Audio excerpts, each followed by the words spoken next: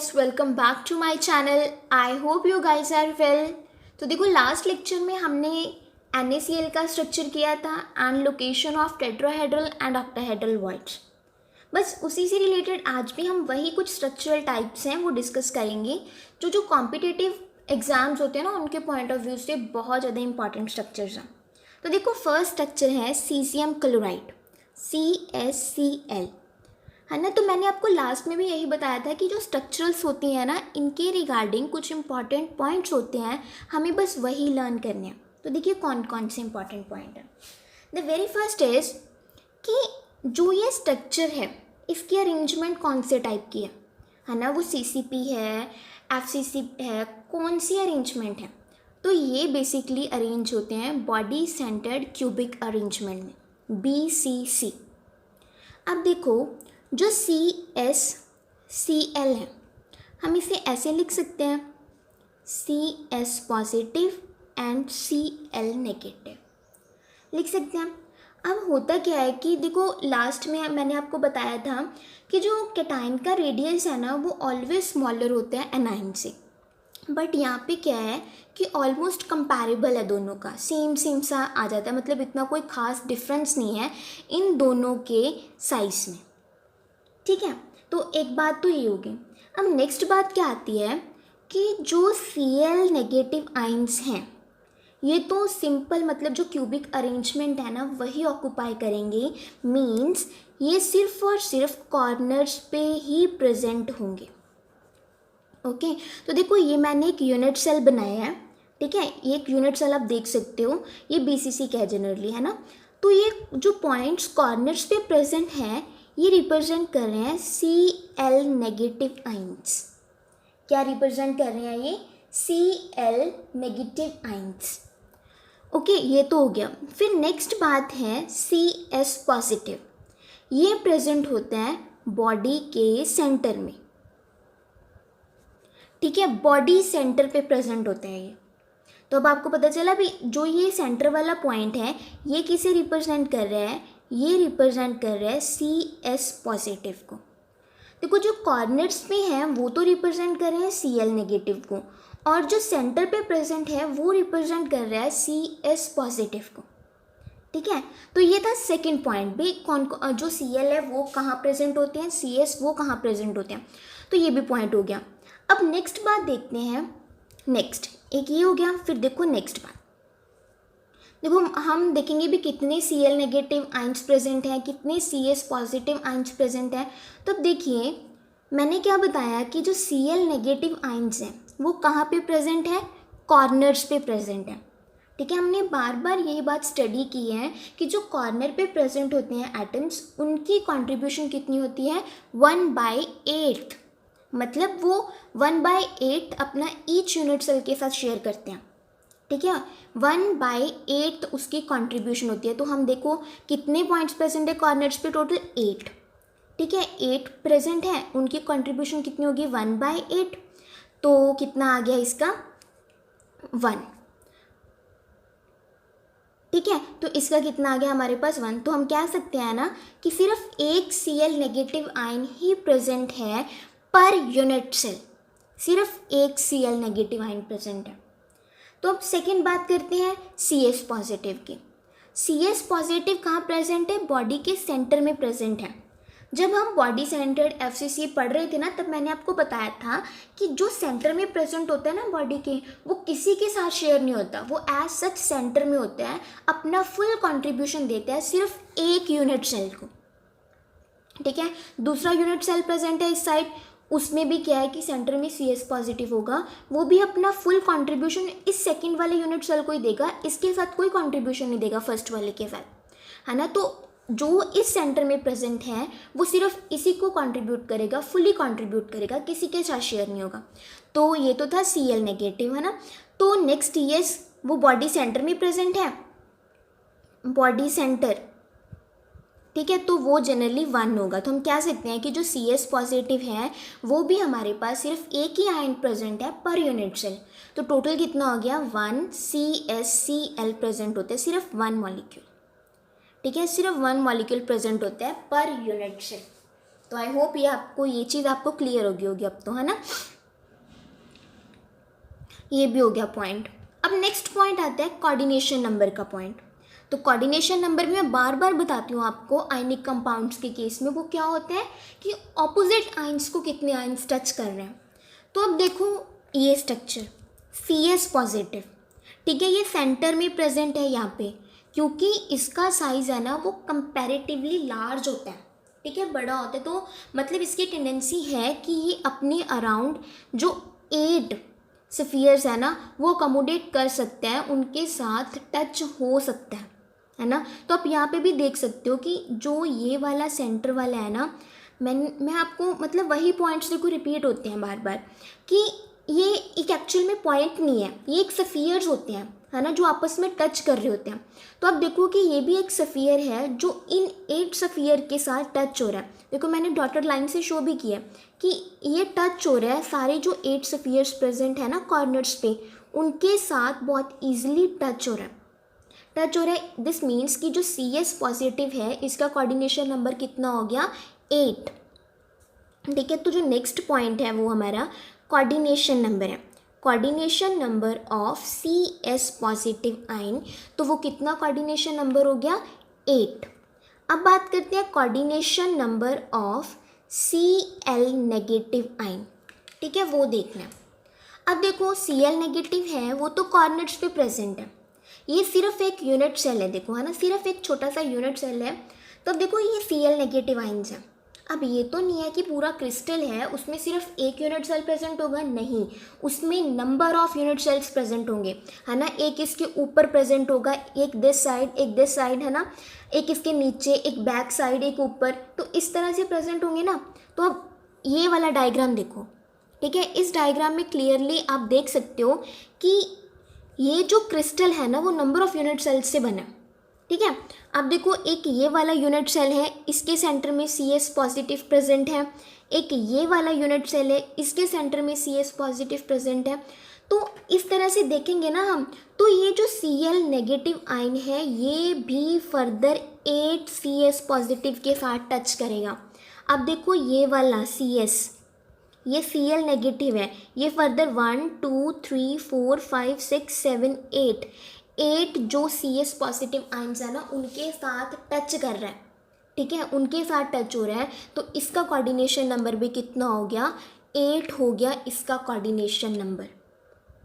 Okay, आप पहले देखो, सिंपल देखो, कॉर्नर्स पे प्रेजेंट है ना, तो मतलब इसके ऊपर भी एक यूनिट सेल है, इसके इस साइड भी, ठीक है, हर साइड एक यूनिट सेल प्रेजेंट है। उस यूनिट सेल के CS पॉजिटिव के साथ ये वाला वो टच करेगा 8 CS के साथ, ठीक है, 8 CS के साथ टच होगा ना, तो इसका कोऑर्डिनेशन नंबर कितना आ गया 8। ओके, तो आई थिंक ये छोटी छोटी जो बातें थी ना आपको समझ आ गई होंगी, है ना। तो नेक्स्ट देखो, नेक्स्ट एक और पॉइंट है, ये देख के आपको कुछ तो याद आया होगा कि हमने ऐसा कुछ पहले भी पढ़ रखा है ना। तो देखो अब हमें ना डिस्टेंस देखना है। ये तो हमारा हो गया Cl नेगेटिव जो कॉर्नर्स पे प्रेजेंट है, ये हो गया CS पॉजिटिव, ठीक है, ये हो गया CS पॉजिटिव। तो अब देखो कि इनका जो डिस्टेंस है वो कितना है। अब ये भी Cl नेगेटिव है, आपको कुछ नहीं करना, मैंने आपको एक लास्ट आई थिंक कोई वीडियो थी उसमें मैंने आपको पढ़ाया था distance of nearest neighbour edge length, ठीक है, इनके बीच एक मैंने रिलेशनशिप्स आपको करवाए थे, बस आपको वही याद रखना है। देखो वही फिर से बात आ गई कि जो ये मतलब स्फीयर्स हैं, ये बड़े बड़े स्फीयर्स होते हैं जो आपस में टच हो रहे हैं, ठीक है, कुछ ऐसी सी स्ट्रक्चर बन रही है। ये हमारा Cl नेगेटिव, ये CS पॉजिटिव, टोटल स्फीयर आ गया, ये हमारा आ गया फर्दर जो Cl नेगेटिव है उसका मतलब उसका रेडियस हमने शो किया। तो हमें डिस्टेंस देखना है। अब तो मैंने आपको उस वीडियो में पढ़ाया था कि हमें ये फाइंड आउट करने के लिए मतलब ये टोटल डिस्टेंस कितना है, ठीक है, उसके लिए पहले हम AC फाइंड आउट करेंगे। जब हमने AC फाइंड आउट किया था तो वो हमारे पास कुछ आया था √2a, ठीक है। फिर हमने नेक्स्ट ये वाली जो राइट एंगल ट्रायंगल थी वो कंसीडर की थी ADC, उसमें से हमने पाइथागोरस थ्योरम लगा के AD की वैल्यू फाइंड आउट की थी, वो आई थी हमारे पास √3a। अब देखो हम AD को ऐसे भी लिख सकते हैं ना, ये हमारा AD है R negative plus 2r positive plus r negative. तो हम ऐसे लिख सकते हैं 2r negative 2r positive equals to √3a। एक तो ये रिलेशन हो गया टोटल AD का, ठीक है। जब हमने टोटल इसकी लेंथ निकालनी है, टोटल AD की भी कितना डिस्टेंस है इनके बीच, अगर हमने सिर्फ और सिर्फ इतना फाइंड आउट करना है ना, मतलब नियरेस्ट नेबर का डिस्टेंस, तो कितना आ जाएगा r negative plus r positive, दो हमने इसमें से कॉमन लिया तो वो जाके ये डिवाइड कर दी। तो ये रिलेशनशिप है, ये भी बहुत इंपॉर्टेंट रिलेशनशिप्स हैं, कई बार एग्जाम्स में पूछ लिए जाते हैं। ओके तो आपको ये दो रिलेशनशिप है, एक तो ये वाला टोटल AD कितना है और उसका हाफ जो क्या होगा हमारे पास डिस्टेंस ऑफ नियरेस्ट नेबर, वो उसकी वैल्यू इतनी होगी, ठीक है। तो ये थे इम्पॉर्टेंट पॉइंट। अब इसके एग्जांपल्स भी हो सकती हैं। नेक्स्ट फर्दर देखो, इसके एग्जांपल जैसे CSBR CSI एक्सेट्रा, है ना, इनमें भी कुछ ऐसी ही अरेंजमेंट होगी, क्यूबिक टाइप की अरेंजमेंट जो हमने इसमें स्टडी की, ठीक है। ये तो था CSCl का। अब नेक्स्ट हम देखते हैं ZnS zinc sulphide. Okay zinc sulphide structure देखेंगे। ये भी हमारे पास, देखो मैंने आपको पढ़ाया था ना कि AB टाइप के अरेंजमेंट्स होते हैं जिनमें क्या होता है कि दोनों सेम रेशियो में प्रेजेंट होते हैं। अगर Zn1 अगर मतलब Zn2 पॉजिटिव का सिर्फ एक आयन प्रेजेंट है तो इसका भी सिर्फ और सिर्फ एक ही प्रेजेंट होगा, ज़्यादा नहीं प्रेजेंट होंगे, है ना। तो ऐसी स्ट्रक्चर होती है। अब ZnS है ना, ये फर्दर दो फॉर्म्स में एग्जिस्ट करते हैं। एक तो होती है zinc blende form and second होती है वर्टिजाइट फॉर्म। ओके तो हम पहले जिंक ब्लेंड देखते हैं। अब इस केस में क्या होता है, देखो हम फिर इस ऐसे लिख सकते हैं इसको Zn2 पॉजिटिव S2 नेगेटिव लिख सकते हैं ऐसे, क्योंकि आयनिक स्ट्रक्चर है, आयन से मिलके बना है ये, तो मैंने ऐसे लिख दिया। अब देखो जो ये S2 नेगेटिव है ये तो क्या बनाएगा, क्लोज पैक्ड अरेंजमेंट। क्या बनाएगा, क्लोज पैक्ड अरेंजमेंट। तो देखो मैंने ये एक यूनिट सेल बनाया, ठीक है, ZnS का ना मैंने एक यूनिट सेल बनाया है, तो उसमें S2 नेगेटिव ऑक्यूपाई करेंगे close packed arrangement. Close packed arrangement का क्या मतलब है कि जनरली ये CCP और FCC साइट्स है ना, मतलब वो उस टाइप की अरेंजमेंट होगी इस केस में, ठीक है। तो जो ये कॉर्नर्स हैं, ठीक है, कॉर्नर्स हैं एंड जो सेंटर है ईच फेस का that will be occupied bye S2 negative ions. Okay एक तो ये बात होगी, मतलब इनकी हम कह सकते हैं कि CCP और फेस सेंटर्ड क्यूबिक अरेंजमेंट है ना वो होती है। नेक्स्ट आता है Zn2। अब Zn2 कहाँ पे प्रेजेंट होगा, ये ऑक्यूपाई करेगा टेट्राहेड्रल वॉइड्स,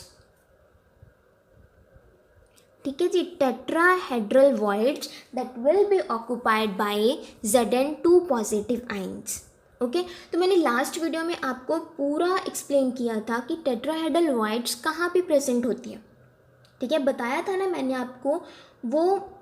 मैंने आपको देखो ऐसे ही कुछ यूनिट सेल बनाया था, फिर बताया था कि जो एक यूनिट सेल है ना उसके 8 स्मॉल क्यूब्स प्रेजेंट होते हैं उसके अंदर, तो उसके सेंटर में एक स्मॉल क्यूब है ना, उसके सेंटर में प्रेजेंट होगी एक टेट्राहेड्रल वॉइड। तो अब देखो एक ये वाला क्यूब है ना, तो इसके सेंटर में जो वॉइड है ना that is tetrahedral void and ये ऑक्यूपाई होगी बाय Zn2 पॉजिटिव आयन उसके साथ। अब होगा क्या कि टेट्राहेड्रल वॉइड्स टोटल होती कितनी है, 8, बट Zn2 पॉजिटिव वो ऑक्यूपाई करेंगे हाफ टेट्राहेड्रल वॉइड्स। हाफ एक वर्ड और ऐड करो, हाफ ऑल्टरनेट टेट्राहेड्रल वॉइड्स, ठीक है, ऑल्टरनेट मतलब एक छोड़ के। अब देखो मैंने बताया था 8 क्यूब्स हैं, 8 क्यूब के सेंटर में क्या प्रेजेंट है, टेट्राहेड्रल वॉइड्स प्रेजेंट है। अब देखो ये वाला क्यूब कंसीडर किया, इसके सेंटर में प्रेजेंट है एक टेट्राहेड्रल वॉइड। सेम नेक्स्ट हम कंसीडर करेंगे जैसे है ना, उसके सेंटर में भी प्रेजेंट होगी एक टेट्राहेड्रल वॉइड। तो ऐसे 8 टेट्राहेड्रल वॉइड्स होती हैं, बट Zn2 पॉजिटिव आयन है ना वो सिर्फ और सिर्फ हाफ ऑक्यूपाई करेगा, मतलब 4, ठीक है, टोटल 8 हैं तो ये सिर्फ 4 ऑक्यूपाई करेगा, ठीक है 4, एंड वो भी अल्टरनेट होनी चाहिए। जैसे ये वाला क्यूब है इसके सेंटर में प्रेजेंट है, तो इसके जो साथ वाला है ना उसमें ऑक्यूपाई नहीं होगी, एक छोड़ के, मतलब साथ साथ वाली जो वॉइड्स है ना वो ऑक्यूपाई नहीं होगी, ऑल्टरनेट ऑक्यूपाई होंगे। ओके, तो आई थिंक ये आपको समझ आया होगा कि जो S2 नेगेटिव है वो तो बनाएगा क्लोज पैक्ड अरेंजमेंट, बट जो Zn2 पॉजिटिव है वे ये ऑक्यूपाई करेगा half alternate tetrahedral voids. Okay, तो ये बात होगी, तो ये समझ आ गया। फिर नेक्स्ट बात करते हैं कि कितने एटम्स प्रेजेंट हैं या आइंस प्रेजेंट है। वही बात, कितनी वॉइड्स ऑक्यूपाई हो रही है 4, दिस मीन्स कितने Zn2 पॉजिटिव आइंस प्रेजेंट हैं 4 Zn2 positive ions are there. And S2 negative कितने हो गए, अब मैंने बताया कि ये कॉर्नर्स एंड फेसेस को ऑक्यूपाई करने हैं, बस कॉन्ट्रीब्यूशन चेक करो 8 इंटू जो कॉर्नर्स पे होते हैं उनकी 1/8, जो फेसेस पे होते हैं ये तो बार बार आ रहा है, ये तो आपको अब समझ में आना चाहिए है ना। तो इसका टोटल कितना हो गया 4, मतलब 4 S2 नेगेटिव आइंस प्रेजेंट है। टोटल हमारे पास क्या आ गया कि 4 ZnS, ये 4 प्रेजेंट है। ओके, 4 मॉलिक्यूल्स हैं जो वो प्रेजेंट है। अब नेक्स्ट बात क्या आती है, नेक्स्ट बात है, ये तो 4 प्रेजेंट हो गया है ना, तो अब नेक्स्ट बात आती है कोऑर्डिनेशन नंबर। कोऑर्डिनेशन नंबर है, अब वो चेक करना है। देखो जब भी टेट्राहेड्रल अरेंजमेंट की बात हो, टेट्राहेड्रल वॉइड्स की बात हो, तो जो भी आइन प्रेजेंट होगा ना टेट्राहेड्रल वॉइड में उसका कोऑर्डिनेशन नंबर ऑलवेज 4 होगा। कितना होगा 4, कोऑर्डिनेशन नंबर कितना होगा 4, क्योंकि हमें पता है coordination number of Zn2 positive ion, क्योंकि वॉइड्स में Zn2 पॉजिटिव आइंस प्रेजेंट है, तो हमें ये बात तो बहुत अच्छी तरह से पता है ना कि टेट्राहेड्रल वॉइड कैसे बनती है। जब 4 सफियर्स आपस में टच कर रहे होते हैं तभी बनती है ना। तो अगर उस वॉइड में कोई भी आयन आ गया तो ऑब्वियसली बात है वो भी उन 4 सफियर्स से टच करेगा, तो उसका कोऑर्डिनेशन नंबर है वो भी 4 होगा। आप देख सकते हो कि सेंटर में वॉइड प्रेजेंट है, ये फर्दर 4 जो S2 नेगेटिव आइंस हैं इनके साथ टच हो रही है, दिस मीन्स कि इसका कोऑर्डिनेशन नंबर कितना हो गया 4। अब बात करते हैं S2 नेगेटिव के कोऑर्डिनेशन नंबर की। S2 का कितना कोऑर्डिनेशन नंबर होगा वो देखते हैं। S2 negative, okay, S2 negative, ये भी देखो S2 नेगेटिव है, ये भी फर्दर 4 जो टेट्राहेड्रल वॉइड्स हैं उनके साथ टच हो रहा है, ठीक है 4 के साथ, मतलब ये 2 वॉइड्स है ना, ये नेक्स्ट यूनिट सेल प्रेजेंट है उसमें प्रेजेंट है, 4 के साथ टच हो रहा है 4 टेट्राहेड्रल वॉइड्स के साथ, दिस मीन्स इसका कोऑर्डिनेशन नंबर भी कितना हो गया, इसका कोऑर्डिनेशन नंबर वो भी हो गया 4। तो दोनों का कोऑर्डिनेशन नंबर हमारे पास 4 आ गया।